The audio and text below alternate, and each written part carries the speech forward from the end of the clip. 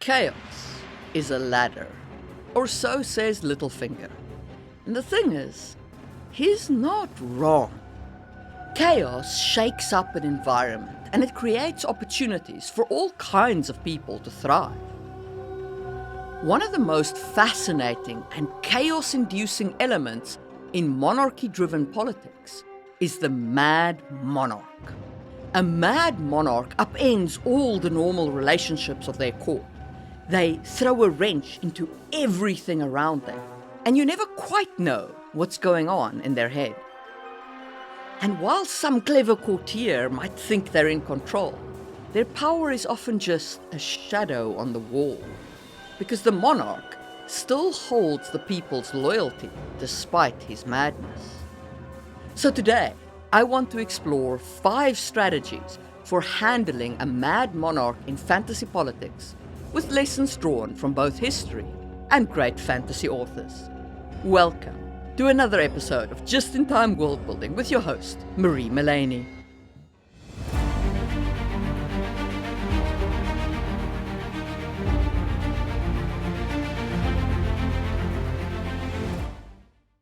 Mad monarchs are a real problem for their courts and their people because they are unpredictable. Now, obviously, it depends on the kind of madness afflicting said monarch, but broadly speaking, there are 5 different ways to deal with such a ruler. And the simplest, although not always the easiest, is regicide. Off with his head! When a ruler's madness becomes a mortal danger to the realm, those around him may resort to this ultimate fix: removal by force. History is full of desperate palace coups of this type. Take the Roman Emperor Caligula, who was despised for insane stunts like ordering the troops to plunder the sea by collecting seashells, and even planning on making his horse a consul. His own officers and senators finally snapped, conspiring to stab him to death in AD 41. Sadly, they also killed his wife and infant daughter to erase his lineage.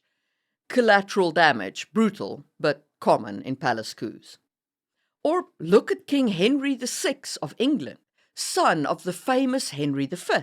Henry VI's bouts of insanity left him absolutely incapable of ruling, and during the Wars of the Roses, his rivals in the House of York deposed him. Later, confined to the Tower of London, he conveniently expired. Some historians speculate that they simply didn't feed or water the guy. After all, royal blood was considered sacrosanct. You couldn't spill it on the ground. Better, apparently, to just let him starve. Nice, right? Grim loophole right there in the mythology of noble blood. Fantasy literature often echoes this kind of brutal solution. Most famously, Joffrey Baratheon in A Song of Ice and Fire is poisoned at the infamous, or celebrated, if you didn't like him, which I didn't, purple wedding. As Olenna Tyrell bluntly puts it to her granddaughter, "You didn't think I'd let you marry that beast, did you?" Earlier in Westeros, the Mad King Aerys Targaryen was slain by his own guard to stop him from burning the capital with wildfire, an act that earned Jaime Lannister the title of Kingslayer. Even godlike rulers can meet violent ends in this way. In Frank Herbert's Dune, the god emperor Leto II foresaw that only revolution can free humanity, and he deliberately walked a golden path of cruelty, breeding the very rebel who would eventually assassinate him, ending his 3,500-year tyranny. Look, the later Dune books got really weird. Brilliant, but weird. For world building, a regicidal plot against the mad monarch can serve as a dramatic climax, a darkly satisfying, if bloody, catharsis. It removes the threat and ushers in a new political order. It's the nuclear option of court politics. though not of all politics, because you can always have revolution if you want to go full scorched earth. Anyway, if you want to explore more about coups and how to build them into your fantasy world, check out the information card. And do me a solid, hit that thumbs up button as we move on to the next topic: shadow governments and puppet rulers. Rather than outright killing a mad ruler, courtiers might try to contain the chaos by quietly taking the reins of power themselves. In history, this often meant installing regents or powerful councillors who ruled in all but name, while the monarch was sidelined. Take King Charles VI of France, who was prone to delusions, and I mean serious delusions. At times, the guy believed he was made of glass. Anyway, during his long bouts of incapacity, his resourceful wife, Queen Isabeau, and his royal uncles effectively ran the kingdom. They kept the Mad King out of sight and out of decision-making. Of course, their rivalry for control plunged France into a factional civil war, with the Burgundians and the Armagnacs battling each other over who got to manage the king. A calmer example comes from Britain when King George III succumbed to mental illness. Parliament didn't depose him. Instead, they appointed his son as Prince Regent to quietly ensure stable governance. And this is where we get the term the Regency period, a polite way of saying, yeah, the king's still alive, but please don't let him touch anything important. Fantasy gives us vivid echoes of this arrangement. In Tolkien's Lord of the Rings, King Theoden of Rohan is introduced as a withered, passive ruler under the poisonous counsel of Grima Wormtongue, himself an agent of Saruman. Rohan's court endures this charade with Wormtongue as the de facto ruler until Gandalf bursts in and breaks the spell, restoring Theoden's will and authority. Or consider Westeros after Joffrey's Purple Wedding. The boy King Tommen is left on the throne, but essentially he's just a pliant figurehead, and his mother Cersei and grandfather Tywin take over the actual running of the realm. A far safer arrangement for everyone involved. Now, Tommen may not have been as mad as Joffrey, but let's be honest, he wasn't exactly a forceful personality either. For world builders, this shadow government solution shows how a realm can survive a mad ruler by slipping into the puppet rule mode. But it is absolutely fertile ground for a whole bunch of intrigue. You can have power struggles between would-be regents like the Burgundians and the Armagnacs. You can have the moral quandary of using the monarch as a prop, especially if the monarch is a child. And you can have the dark humor of subjects pretending their lunatic king is still in charge, while everyone winks and nods and knows that he's not. And of course, there's the chaos when the mad king suddenly emerges from the shadows to proclaim, "I say my horse is a god," or whatever. And the shadow government can't openly contradict the monarch without undermining their own legitimacy. So they are left scrambling to patch up the damage. So there's a lot of political juice in this scenario. But speaking of keeping the Mad King happy and avoiding direct contradictions, that brings us neatly to strategy 3, appeasement and distraction. You could also call this the strategy of give the emperor his toys and pray. This is a classic survival tactic. Stay on the mad monarch's good side through flattery, indulgence, and strategic distraction, while hoping you can quietly manipulate things in the right direction. Courtiers essentially become zookeepers, placating a volatile tyrant. Historically, this meant indulging every whim to keep the king pacified. Emperor Nero's advisors, for instance, let him indulge in theatrics and grand games. because a busy emperor was a less murderous one. Idle hands are the devil's works. The Roman Emperor Commodus was likewise coddled. He fancied himself a gladiator and even a demigod. Ah. So his inner circle cheered him on. They let Commodus play Hercules in the arena and showered him with divine titles, all to keep him entertained while they handled the governance. And it worked, until it didn't. And as his debauchery and paranoia escalated, Commodus put his lovers and top generals on a kill list. And his courtiers finally reverted to strategy number 1. He was strangled in the bath by his own wrestling coach. Appeasement can buy time. Time for the emperor to die of old age, or time to plan a coup. But it often feeds the monster. Caligula's reign showed the dark absurdity of compliance. His soldiers literally followed the insane orders to collect seashells in their helmets as spoils of war to humor a madman's ego. The dude was as mad as a March hare. In fiction, we see advisors use flattery and diversion constantly. The small council in A Game of Thrones tiptoes around Joffrey's sadism, offering him gifts like a fancy crossbow or staging tournaments to keep him entertained. Sycophants like Janos Flint faithfully carries out Joffrey's cruel orders, hoping to redirect his wrath towards others and away from themselves.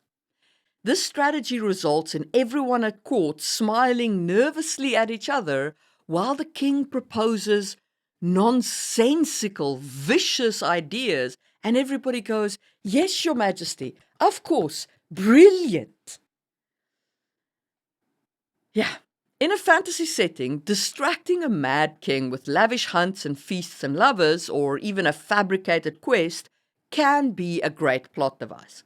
The court essentially child-proofs the realm by giving the unhinged ruler shiny objects to play with. But the narrative punchline is always the same. Appeasement ends in disaster or betrayal. You can only throw so many meat scraps to a rabid dog before you finally get bitten. Just before we talk about magical restraints and remedies, give me 30 seconds to tell you how cool being a member of this channel is. For less than the price of a cup of coffee, you can get early access to videos, 2 world building worksheets a month, and a members-only live stream. If you'd like to support the channel, hit the join button right below this video and become a just-in-timer. Alrighty, enough of that. Let's move on to Strategy 4, Magical Restraints and Remedies. This, of course, is a fantasy world building channel, and we do fantasy world building here, so in our worlds, the supernatural is often real. That means dealing with a mad monarch might not be a political solution. It might involve spells or curses or mystical intervention. Instead of courtiers and councils, this strategy calls on healers or wizards or prophecy to contain or even remove the madness. Our mythology is full of this kind of thing. One famous biblical example is King Nebuchadnezzar II, who was stricken mad by divine punishment until he humbled himself and was cured. This was literally a divine curse with a prescribed remedy. In fantasy literature, we frequently see monarchs driven insane by sorcery or prophecy, which allows for equally magical solutions. Think again of Theoden of Rohan. His deterioration was caused by Saruman's magic working through Wormtongue's whispers. The cure was Gandalf's dramatic exorcism in The Two Towers, transforming Theoden from a bent, grey-haired husk into a vigorous leader. That's a very straightforward magical remedy. Break the enchantment, and the king's natural, sane personality returns to gloriously rule the realm again. I'm not a monarchist, in case you didn't realize that. Anyway, sorry for the aside. But sometimes the approach isn't to heal the madness, it's to neutralize it. The possibilities here are endless. You could set wards around the monarch's mind and contain the madness. You could create a mystical reliquary that absorbs their insanity and then ritually destroy it under the full moon. Or you could siphon the madness out of the monarch's mind and place it in another vessel, like in an animal, or even worse, in another human. Let's say you have a witch that drains the monarch's madness, but then has to implant it into a dog or a child that turns rabbit. And suddenly the court has to regularly sacrifice an innocent creature or person just to keep the king sane. This raises powerful ethical dilemmas. Do you sacrifice the king's humanity or someone else's to save the kingdom? And there's a crucial storytelling point here. Using magic can easily tip into deus ex machina. Gandalf curing Theoden works because the story wasn't about Theoden's madness. But if your plot centers on the Mad King, if you have all of these ethical dilemmas, having a wizard show up with a one-shot cure feels cheap. To avoid that, give the cure consequences. Give it a transformation. Make the magical solution part of the plot instead of just ending the king's madness abruptly. Magical remedies can be tragic or hopeful or bittersweet, depending on the themes you want to explore. Just make sure that they create tension and moral complexity rather than just being a deus ex machina fix.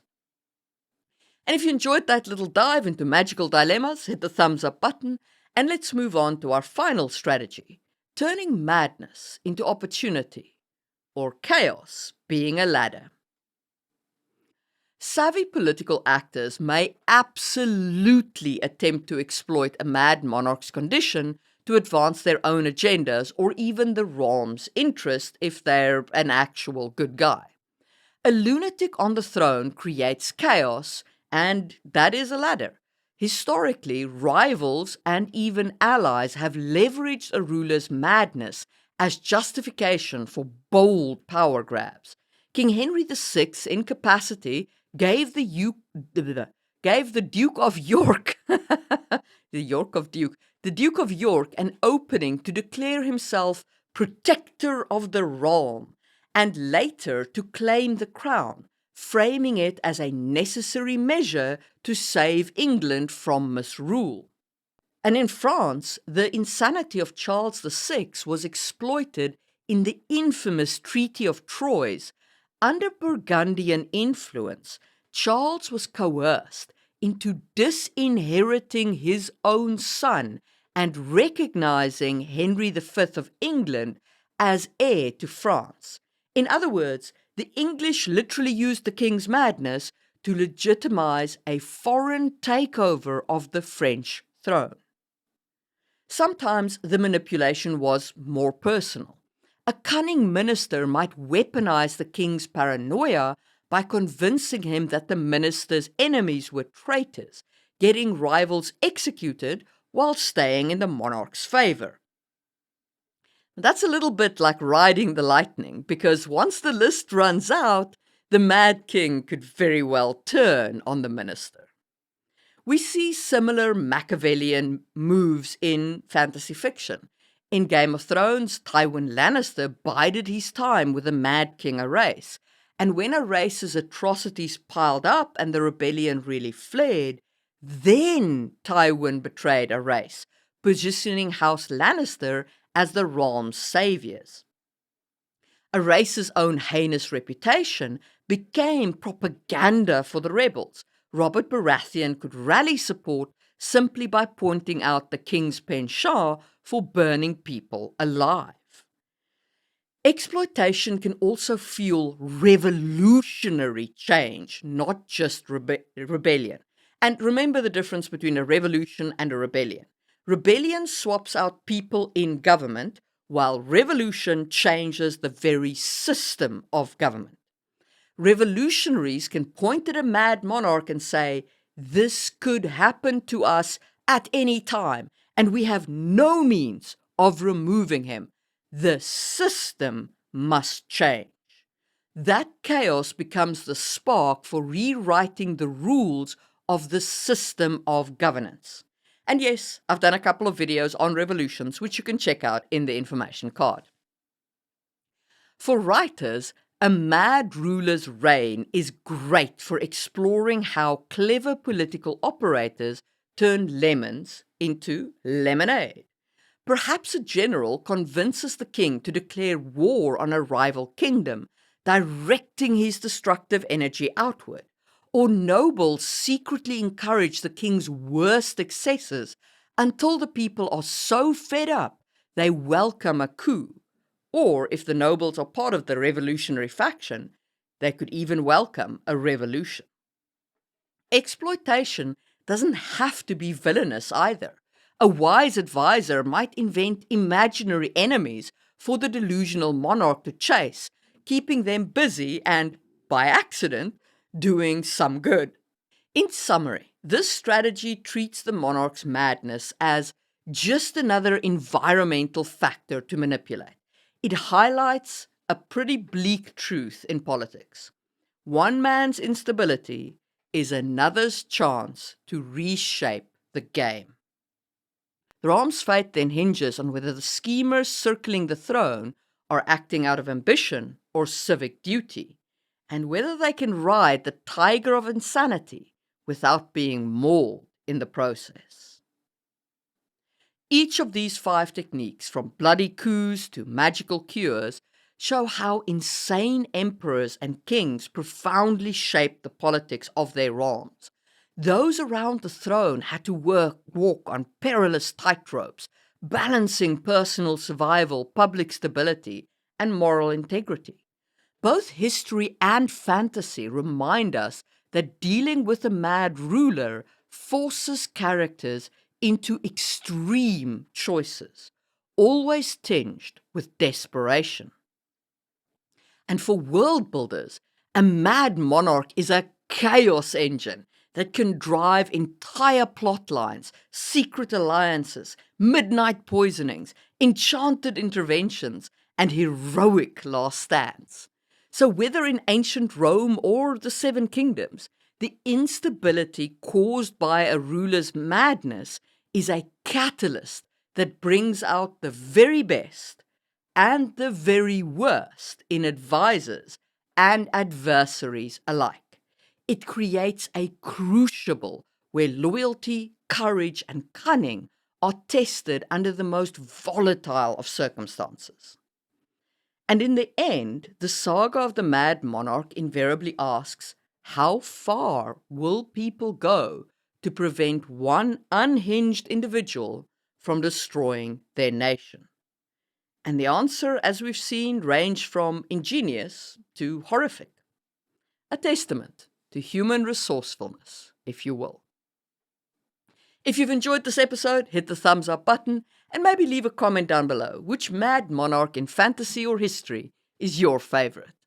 A huge thank you to all of you for watching, and an especial thanks to my channel members who make videos like this possible and give me some financial stability, especially the just-in-timers of the Stone tier: Tony Lamanna, Katie Kofi Mug, Epic, Necromancer JM, A. Wellyard, Neil Buckley, and Laura Bones 79, along with the Wood tier and Straw tier. Your help allows me to keep making these videos, and I am very grateful. If you would like to support the channel, right now one free way is simply to watch another video. And if you like this video, you'll probably like my video on how to set up monarchical succession, which you can check out right now on screen, or you can follow whatever the algorithm is recommending to you. And I will see you soon for another episode of Just in Time World Building.